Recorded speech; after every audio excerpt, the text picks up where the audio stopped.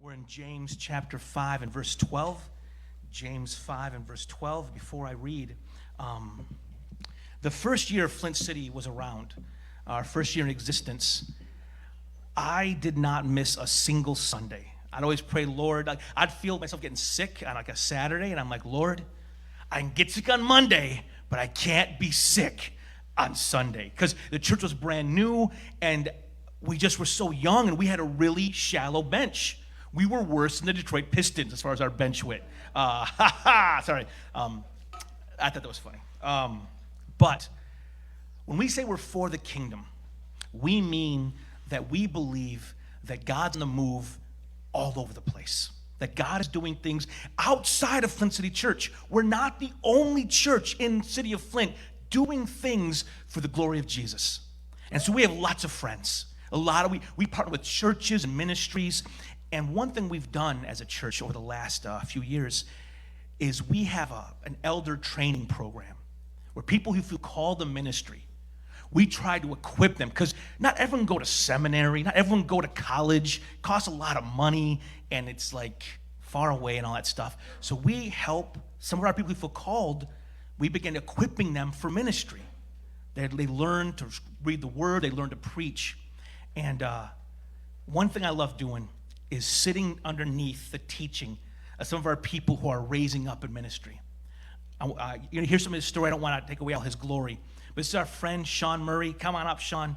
Sean Murray goes to Grumlaw Church.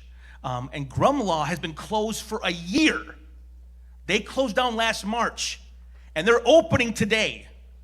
And Sean told me this, and he's still here to preach for us today. That's a big deal, dude. I thank you for coming. But Sean, we have I don't know how to say the story, but I asked him like months ago. So when you found out they were opening, I'm like, you can quit on me, dude. You can leave me high and dry. And he didn't leave me high and dry, and I appreciate that. You got one.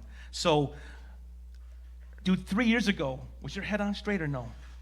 3 years ago, yeah. 4 years ago, no. Okay, we'll get to that. Sean Murray is a story of God's grace. You're going to hear about what God's done in his life. And when I read this passage, I'm like, who lives this out in a way that's incredible? I'm like, my boy Sean lives this out. So this is the verse for today. But above all, my brothers, do not swear either by heaven or by earth or by any other oath. But let your yes be yes and your no be no, so that you may not fall under condemnation. It's all you, brother. All right. Thanks, Ernesto. How's everyone doing? Good? Cool. All right, so yes, my name is Sean. I actually graduated from the Life Challenge program that Ernesto was talking about during the announcements. So I graduated thank you. I went through that program in 2017 and was done in 2018. So it's been about 4 years. It'll be 4 years this year since I stepped in there. And my struggle was alcohol. I was a problem drinker. Really, the big root of that was depression. Untreated clinical depression, which was diagnosed, but by the time it was diagnosed, I was already in the cycle. And once you get in the cycle of addiction, it's extremely difficult to get out, barring some pretty heavy intervention. And luckily for me, I had a family who cared a lot and was always there for me. And I had a God that never gave up on me. And, because of that, I got to spend a year, a hard year, a long year, living with 30 other dudes. But really, it was very formative for me, and it changed my life. And so, when Ernesto asked me about speaking and speaking on James 5:12 and, let your yes be your yes and your no be your no, of course, for me, the first thing that pops in my head is the lifestyle of addiction comes with a lot of lying. And, statistically in this room, everybody probably knows somebody that's been through addiction, or in their family, or you yourself, whether it be a major addiction like drug, or even like a food addiction or something like that. And the big thing that addicts do is lie. And that's not always like big lies of commission, which would be like, I'm lying directly. There's a lot of lies by omission. So for me, it was always like, oh, you look rough today. It's like, yeah, I just didn't sleep well. Well, yeah, I didn't sleep well because I was up till 4 a.m. drinking whiskey. You're not going to have a good night's sleep doing that. And so once that problem becomes known, once your issue as an addict becomes known, people start to see through those excuses, let's call them, right? So then your character comes into question. You missed work again. Well, even if you were actually really sick, your boss thinks it's because you're hungover, or your boss thinks it's because of some other reason. And that falls outside of addiction, right? So if you start to lose your character, if you if you lie and people start to catch on to it, how hard is it to get that back, right? You can lose trust like that. And then gaining trust, that's a process. And some people will just never trust you completely. I know personally for myself when I was in Life Challenge and, for me, it's like, okay, I've been sober now for 6 months. I've changed my life. But to the people that on the outside, I still had a lot of work to do. There was a lot of ground to make up to prove that, one, it's going to stick this time, right? This is a real change. This isn't just me, I'm going to get sober and then not, 20 days later, 15 days later, because that's what I kept doing. But in our, I don't want to focus only on addiction, because lying and not being a person of your word is something that is a worldwide problem and has been a worldwide problem since the beginning of time, since Adam and Eve were like, no, we didn't eat that. We didn't do that. People lie, right? And people lie for so many different reasons. It can be, if people are just, like I said, you have the lies where people just omit details, right? They're like leaving things out to kind of not incriminate themselves or tell you the full truth. And then you have just like straight up lying. And a lot of people do that for things like financial gain. In business, you see it all the time. How many CEOs go down for cooking the books, for doing this, for doing things that are illegal? And really at the heart of that, it's dishonesty and it's lying. People do it for personal gain, climbing the social status ladder. People do it to avoid problems. You see this all the time. And there's funny examples. It's like your wife or your girlfriend or your husband, whomever, comes up to you, he's like, how do I look? You look good. You're like, whoa, no you don't. We do that all the time. But really, at the heart of it, it's usually for some selfish reason that we're lying. If you boil it down to the brass tacks, it is to gain something for ourselves or to avoid something that's going to suck. Or you always have those random people who just lie for the sake of lying. I had a buddy I lived with in Atlanta, and he would just lie about things. Like, he told me he was allergic to cinnamon, and he wasn't. And I don't know, when I was thinking of examples, I was like, that dude would just say the most out there stuff for no reason, and it was just for the sake of lying. I don't know, but I'm going to read James 5:12 again, just to kind of have it fresh in our minds. So, but above all, my brothers, do not swear either by heaven or by earth or by any other oath, but let your yes be yes and your no be no, so that you may not fall under condemnation. So, looking at this verse and what James is doing here, this is in Matthew as well. And this is basically what Jesus said in Matthew 5:34 and 37. And in that teaching, what Jesus was doing was he was basically talking about the Pharisees.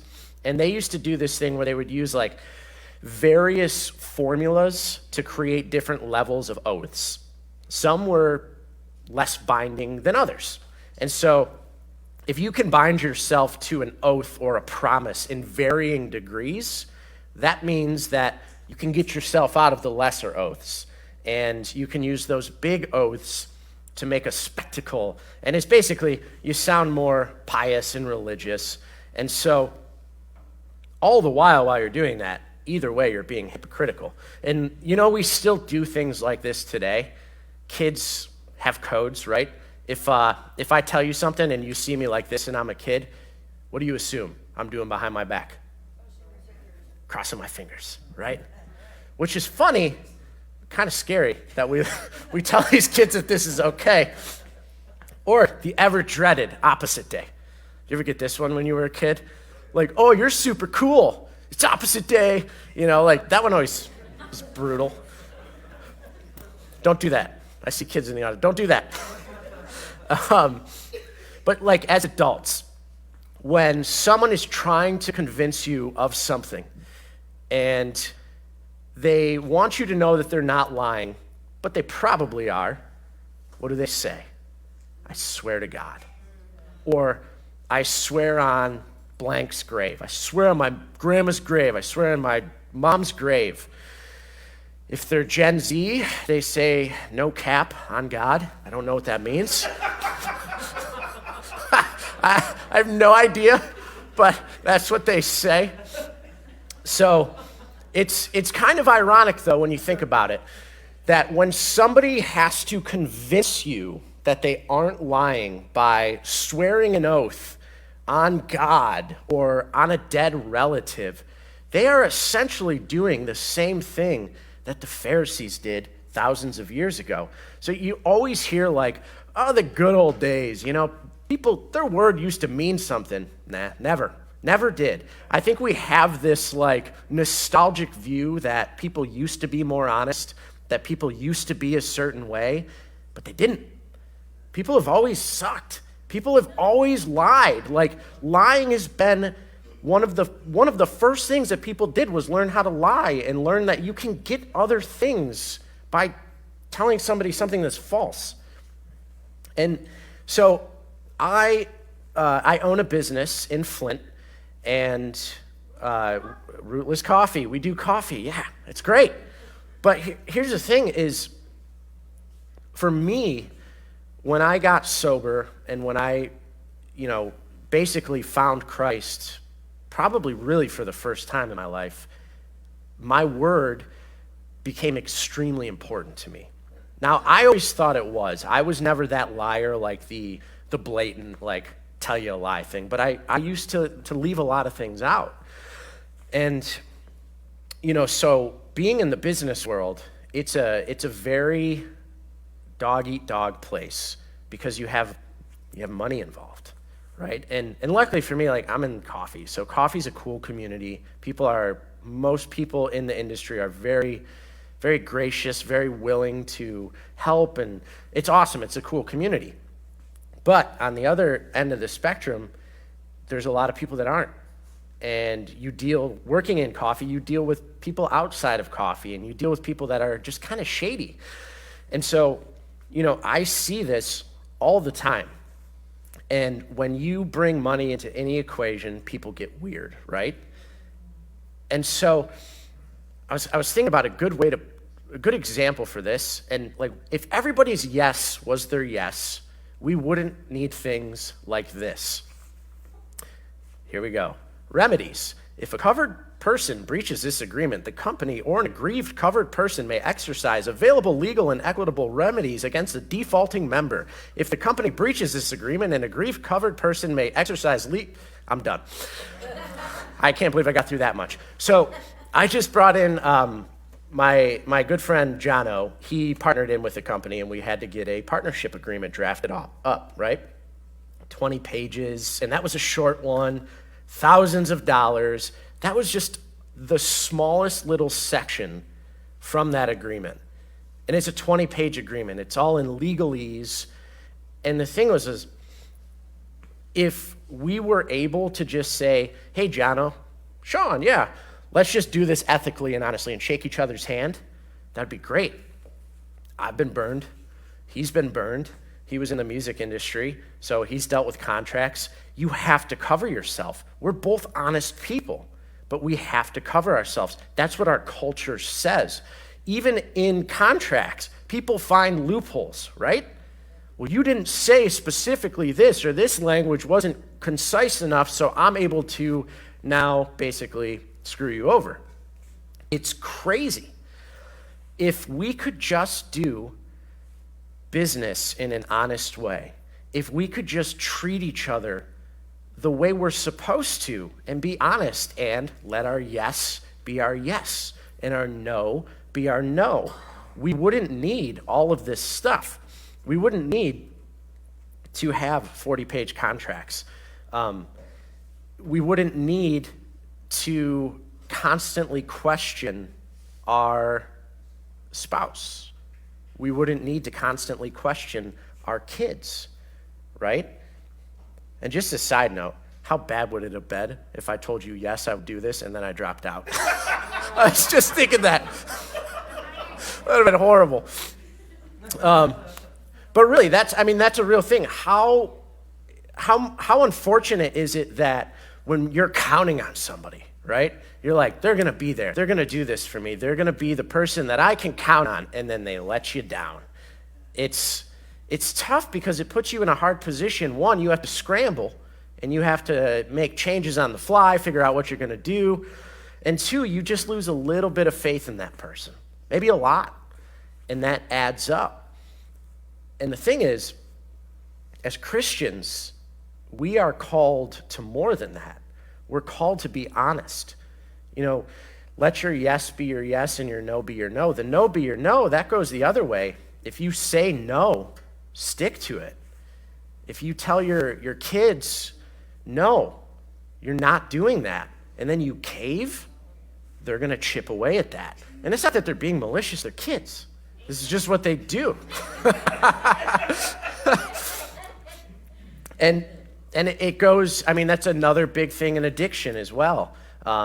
If you don't have healthy boundaries as a person dealing with an addict, if you enable them by telling them no and then going back on that, holy cow, are they going to exploit that? So your no being your no is a protection for you. It's setting you up on that firm ground to say, no, I said I'm not going to do this, and I'm not. And it goes, this verse is very straightforward. So when I was trying to dive into it, there's a lot of subtleties to it, and I didn't want to go too crazy off on a tangent because I think the straightforward nature of the verse, though it seems simple, is very difficult for us to grasp.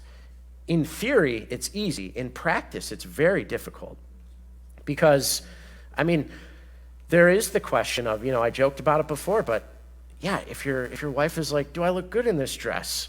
Do you say, well, no, you don't do that. Is that a lie? I don't want to even start to broach that because do you become the jerk who just hurts people's feelings because you're so blatantly honest all the time? Or do you have a little grace? And so we need to not take this verse and get super, super literal because there was a time, and I was kind of shocked to see this, that there was a time when people wouldn't take oaths because of this verse. Like lawyers, doctors, military, all the people that swear oaths to, cops, uphold the Constitution, the military, all these things, that there was a period in time where people were taking that verse and they were using that verse to say, well, I can't swear an oath to uphold the Constitution, or I can't swear an oath in court that I'm not going to lie because James 5:12 tells me not to do that my yes should be my yes. And personally, I think that's a little silly. I think the heart of the verse is coming from a place where, as Christians, you don't swear to God to prove your point. You don't bargain with God to get something. God, if you do this, I swear I'll never do this again. I had that conversation with God in a jail cell so many times. Get me out of here. This baloney sucks. Yes, it does. It's mystery meat, I tell you. And So I just want to encourage you today that if you struggle with lying, if you've burned somebody because of a lie, you have to do the work and the repentance to make that right. And you also have to accept that that person may never forgive you, and that person may never trust you again. And that's hard. But as a Christ follower, we are called to more. We are called to live lives of integrity and of honesty. And we will fall short of that. We will lie. You'll find yourself, somebody will ask you something, you'll panic, you'll say something. And I've done this. I did this. I couldn't remember the specific example of when it was, but it was a few years ago. And I remember feeling horrible after because I lied. And I was like, it was probably 6-8 months after I, quit drinking. And it was a big, deflating moment for me. But I ended up going to that person and making it right. Because what you do after you sin against somebody is just as important as your conversation with God. Because if you leave that person hurt, broken, lied to, and then you go to God and say, I'm sorry, but you never apologize to that person, you never make it right with that person, you never work on becoming more honest, you never work toward, with Christ, with, moving forward in a Christ-like following. If you don't do that, it's just all empty and meaningless because you're not actually sorry, because the difficult part is making it right with your brother or sister. And you can get out of that cycle of lying if you're in it, but don't expect it to feel good, because that means you have to tell the truth to probably a lot of people. And if it's lies that you haven't necessarily committed against somebody, but you're just not telling people what's really going on, and those are even worse because that's hurting you. If you struggle with any sort of addiction, if you are addicted to shopping or food or pornography or whatever it might be, and you keep that to yourself because you can still function, because you can still put a good face on Sunday morning and everything's good. How you doing? I'm great. But you're not being honest with the people that love you and care about you, you are going to crumble inside. And you are going to slowly but surely feel the weight of that thing crush you. Because addicts that have something that affects the day-to-day in life, like substance abuse, that shows. You can't hide that. I couldn't hide it after I drank a fifth of whiskey. People knew. Wonder how. But the depression, I still struggle with that. And I'm open about that to my friends, to people that I trust, because it would be so easy for me to hide it, because all the things that could go on, all the gears that could turn in my brain that would say, well, if I tell them that I'm struggling with depression, they're going to think I'm drinking again. If I'm struggling with depression and I don't tell them, I might start drinking again. That's what I tell myself. I've lost friends. And when I lost my friends, it was really, really tough. But I made sure to surround myself with people. Ernesto is one of the people that has been there for me. He's a mentor to me. And he knows pretty much anytime I'm going through something, I'll give him a call or we'll talk about it. And that's extremely important because you cannot omit the details of your life from the people that care about you, because it'll spiral. So let your yes be your yes. When you tell someone you're going to do something, do it. And let your no be your no. When you tell someone you're not going to do something, or they can't do something, or you set a boundary, stick to it. And if you need help sticking to that boundary, get support. And I would say this as well. If anyone in this room is getting that nudge that they need to come clean to somebody, and you don't know how to do it, seek advice. Seek the right way, because you also need to think about that person, and you need to consider that that person's feelings are going to be affected by that. So get some wise counsel on how to tell the truth to a person you've lied to. And especially, I'm talking more about a major, big thing, but even the small ones, just make sure you do it the right way in love, and you do it so that they know that the reason you're doing it is because you care about them and you know what you did was wrong. Because that is what we are called to do, and that is a big part of what this verse is talking about. It's hard to love somebody that you lied to. It's hard to show somebody the love of Christ that you've lied to, because you are a reflection of Christ. And unfortunate as that is for all of us, when people judge our God, they don't first look at him, they first look at us. And there is a reason that this country has a view of Christians. And that's not a political statement, it's just a fact. We as Christians, as a body, have dropped the ball on a lot of things for a long time. And we will, because we're imperfect. But it is past time for us to right that wrong. And the cool thing about our God is he gives us as many chances as we need. And that's encouraging. And as you begin to make the strides toward following him closer, as you begin to make those wrongs right, you're going to see him show up more and more. And you're going to feel that just weight lifted off your shoulder. Man, I sleep like a baby now. I do. And it's awesome. Could be the new mattress. But I think more, it's got a lot to do with the fact that I don't wake up in the morning and look at my phone and go, what did I post on social media last night? It's following, as much as I'm not perfect, it's a heart change, and it's treating people a certain way, and it's being forthright with people that just makes life a little bit easier. So I'm going to pray, and then we can go. Jesus, thank you so much for the opportunity to come and speak to this awesome church and this amazing congregation, Lord. It's truly a blessing. I love what Flint City is doing for this city, and I love what Flint City has done in my own life and the way it's helped me grow and helped connect me to this community.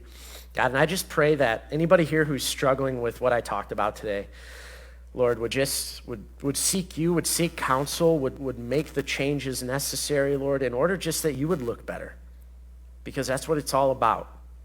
And God, I am so grateful that I'm able to stand here today. It's a miracle. You're an amazing God. We love you so much. I just pray that everybody here would have an awesome day. And as we leave this place, God, everybody would get home safe and keep everyone safe during this pandemic, Lord. We just pray for the LC guys as they're struggling with a 2-week lockdown and, the outbreak in the center, that we would be able to wrap them in love and support, and that they wouldn't feel alone during this time. Jesus, we love you so much. In your name, amen. Amen.